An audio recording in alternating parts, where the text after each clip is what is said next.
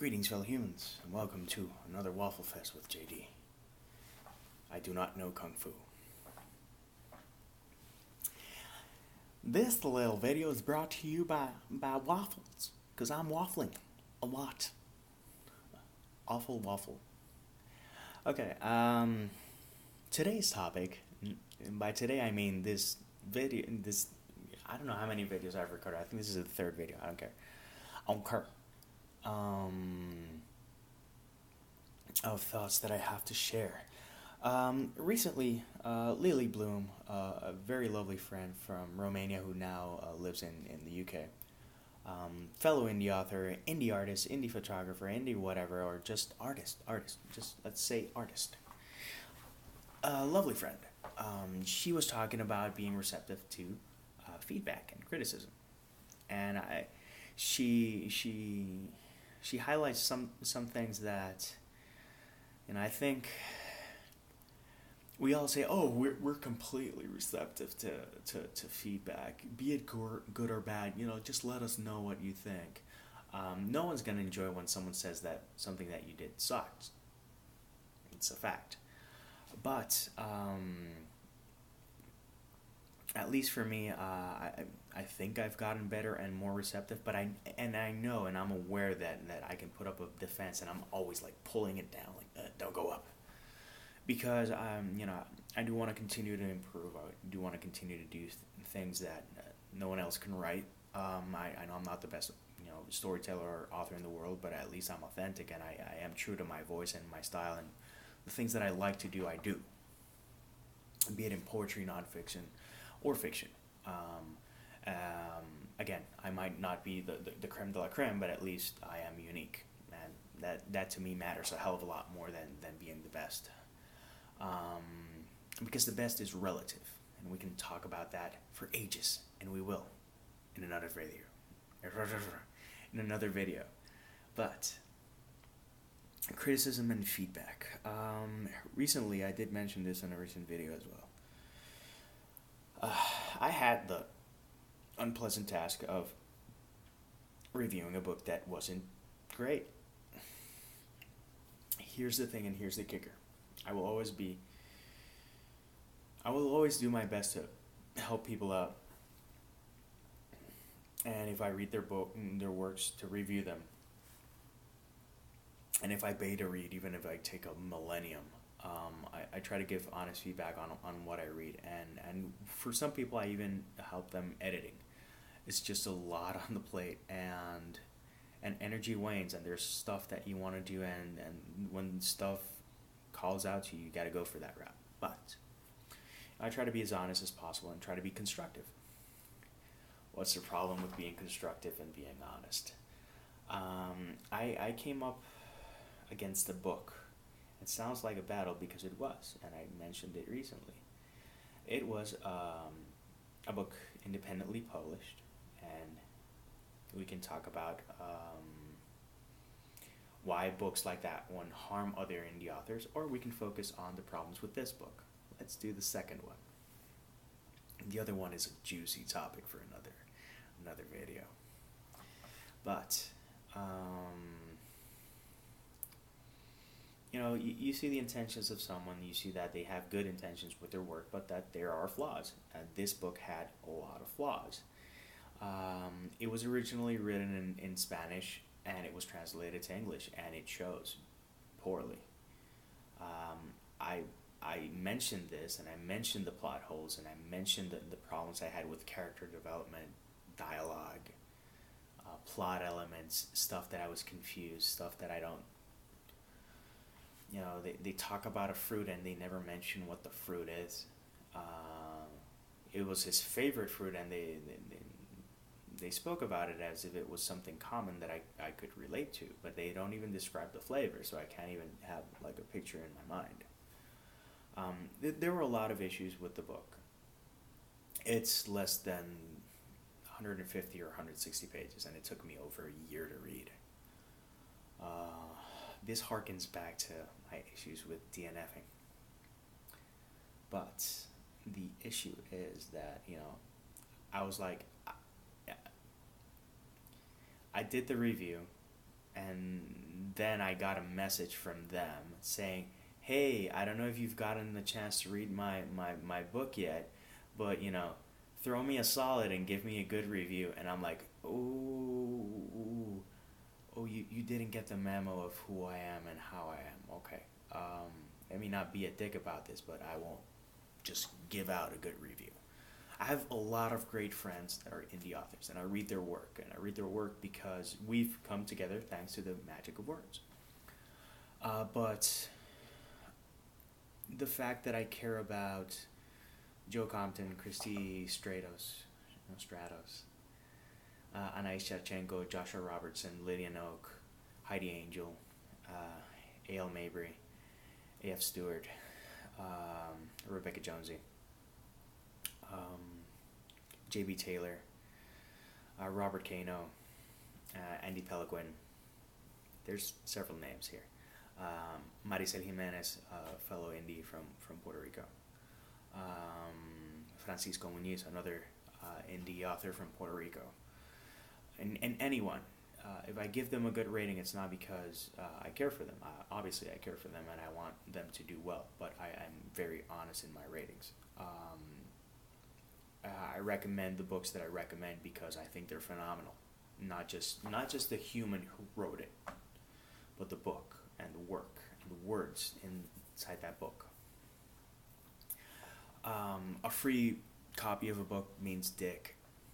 Sorry, and it has to be said that bluntly, because some people think that a free copy of a book means anything. I gave away 5 copies of Daydreams on the Sherbet Shore, and I got 3-star ratings and 1-star rating, and the 5th person never even reviewed the book. So, and I was cool with it, and they had some genuine feedback to offer, and constructive feedback on occasion. I could speculate that groupthink took over and they missed the point, or maybe I could say that, but the fact of the matter is that there were flaws. They saw the flaws, they agreed on the flaws, and they expressed their opinion. So I was like, okay. My only issue was the 1 star, because again, it doesn't feel like a 1 star. It's like, dude, at least give me 2 stars, because if you like the world building, it's not a 1-star book. But okay. And that, what eats at me is not the 1 star. It's that you read it and you go like, is that a 1 star? But whatever. When you're an indie author or an author, period, when you're a writer, you have to be open to whatever you get. Some people will have valid points. Others will just want to hate on you. I gave a 1-star review. I tried to be constructive, but it was a really frustrating read. And just because someone says, "Hey, buddy, throw me a solid and give me a good review," doesn't mean anything. And I say that because there's so many ways that you can butter someone up. And one of them is actually, if you're gonna dedicate the book to them, get their name right. It might sound like a really dick comment, but it's like, I got a free book, and they wrote someone else's name. Try to imagine someone's called Timothy, and they dedicated the book to Thomas. That's what happened to me, basically. And I'm like, but I'm going to throw you a solid, and I'm going to be nice with you on my review. It's not a matter of being nice or mean. I don't believe in mean-spirited reviews, even if they're negative. Negative meaning negative rating. Negative in tone, and there's some people that write really awful reviews as entertainment, and that's their kick. To each their own. I try to be honest, but I try to be constructive. Some people are open to it. In the case of, I think, Lou Bell, an indie author from Australia, she was receptive to what I had to say about her book. Her book was really good, and then it felt rushed. And the ending, I felt, was a bit lacking after the intro. And I'm like, man, what happened? You were doing great, and then it kind of felt rushed. And she's like, I just got swept up by it, and I just kept with it. And I'm like, yeah, but, compare this chapter versus this chapter. And, I was trying to be constructive, and I think she was on board. and we do get along well. But I gave her a 3-star book, and she's a friend, someone I consider a friend. So, Lillian Oak. Lillian Oak is wife to Joshua Robertson. I'm fond of them both and their Goblin Horde. Lillian wrote. I reviewed her Ogre's Tale. Wonderful book. It has that throwback. It's got a really classic fairy tale feel to it, and it's very real and gritty. And I give it a 4. I didn't want to. If I give something a 4, it's a good rating, by the way. And her book is good, and I recommend it. By all means, go. Ogre's Tale, LF Oak. And her and Josh are great people, by the way. They're great people to support. And I wasn't making an example by giving a friend of mine a 4. No. I gave her a 4 because it's what I thought that book merited. I enjoyed it a lot, and I would recommend it to people, but it's not something I'm dying to read again. Books that I give 5 stars are like, wow, if I read this again, it would be a great thing. Or it's either that, or I would give it to someone as a gift, or I want this in my collection. That's what a 5-star book means to me, and that's a wide range because there are some books that aren't perfect that I would want in my collection. 4-star books would be in that collection. A good example, a non-indie book that's a good example is that I read this year is Zodiac by Romina Russell, which I think is a fantastic book. It has a couple of things that I'm like, but the high points in that book, I have the second book there, but the high points in Zodiac are truly amazing. That I would recommend that book hands down, and it's a 4-star book in how I rated it. Also, a lovely human. We interact here and there. Obviously, she's an established author. Obviously, I'm an indie author who has a day job to survive. But she's a really cool human. Good head on her shoulders. Good feelings. Family oriented. And her book, resonates with me in several topics. So, the point being that if I give 5 stars, I mean it. I'm not gonna give they have a dream. I have a dream too. I have a dream. But I don't want people pandering to me. I don't want. I always worry that people rate my books on how I am versus how I write. It's all down to insecurities and whatnot. I always push myself to give the best book that I can, and the best work, be it in whatever genre that I decide to write in. Again, wonderfully flawed, but I do give it my best. And going back to the initial message, I try to be constructive, even with a 1-star book. And I communicated that it was a really frustrating read. So, if it was cumbersome, it was frustrating, and I tell you why, the last thing that I think you should do is be all defensive about it. But that's me. I've gotten shit for my work. I've gotten people that have said, this was too wordy, too long.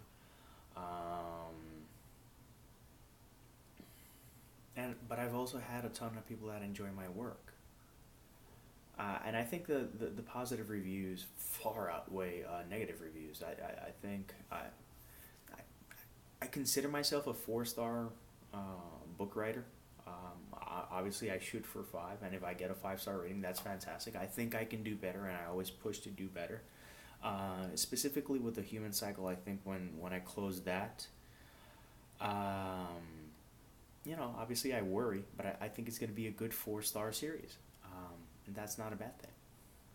And there's people that have had a lot of things to say, recommendations or stuff they love, stuff they hated, characters they loved. Some people get lost with the amount of characters. Some people think that this one's too ethereal. And I'm like, I'm listening, and I try to be receptive. And whatever really sets off like alarm bells or raises flags, I pay a lot of attention to.